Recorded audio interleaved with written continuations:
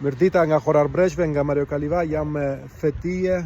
Fetije, po nga Kosova, Prishtina. Nga Prishtina, është në vizitë të Horarbreshtve. Si të duket Horarbreshtve? Vetëm sa më rejtom shumë mirë, jam krenare qerdha këto të vizitoj vendin e shqiptarëve që mbajnë traditën tonë, kulturën tonë, jemi krenar me ta. Ke dëgjuar edhe si të ngëllon gjuha arbreshe? Po, e kam dëgjuar, e kuptoj edhe shumë mirë. Na flasëm Kosovë pak më ndryshe, apo shumë mirë.